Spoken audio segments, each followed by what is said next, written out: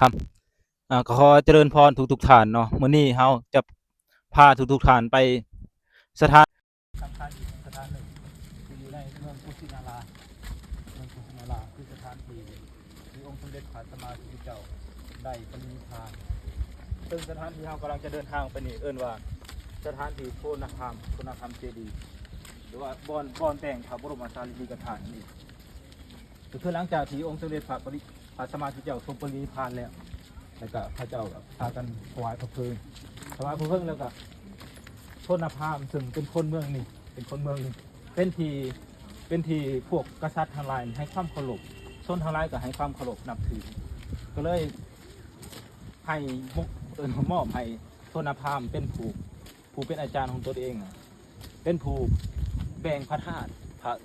ตุของพระสัมมาสัมพุทธเจ้าเป็นก็ใส่ทนานหนึ่งเพิ่นว่าเท่ากระบวยมะพร้าวเท่ากระบวยมะพร้าวหนึ่งพวกกษัตริย์ทั้งหลาย8 หัวเมืองก็ได้เดินทางมาสั่งกองทัพมาเอิ้นว่าเอาตั้งกระบวนกองทัพมาแห่นกันมาถ้าว่าเขาบ่ให้นี่ก็มันได้ฆ่ากันนะได้ตีกันได้สู้รบกันเพราะว่าพระเจ้าจะได้พระธาตุแต่ว่าย่านเมืองนี่กษัตริย์เมืองนี่บ่ให้ก็เลยใส่เอากองทัพมาพอ8 หัวเมืองก็ส่งกองทัพมาเอาพระธาตุอยู่ในสถานที่นี้ซึ่งชนพราหมณ์นี่เป็นพระอนาคามีเป็นพระอริยะสั้นสูงพ้องจากพระอรหันต์พระอนาคามีชนพราหมณ์ก็ได้แจกพระธาตุประกาศไปเลยก็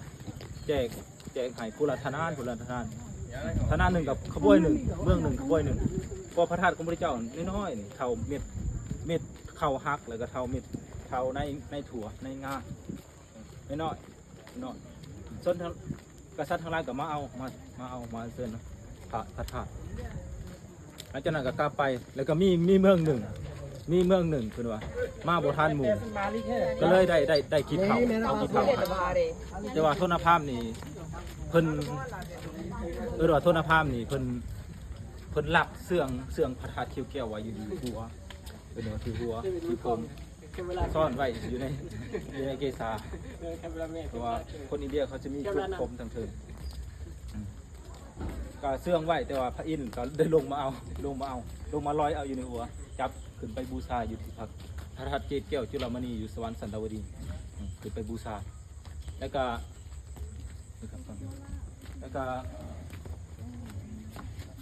ในขณะนั้นเพิ่นว่าในขณะที่แบ่งแล้วก็ชนพราหมณ์เพิ่นก็ได้เอาของว่าของแบ่งนะของตักถาดใส่พระธาตุไปบูชาไปสร้างเจดีย์ไว้เพื่อบูชาไปเจดีย์ที่บูชาสักการะอันนี้ก็คือตำแหน่งที่ชนพราหมณ์เพิ่นได้แบ่งพระธาตุออกไป8 ส่วน8 ตัวเมืองถึงรายชื่อตัวเมืองอยู่นะใน16 แขวงไปส่งตัวเมืองมาเพื่อจะนำเอาพระธาตุไปสักการะบูชา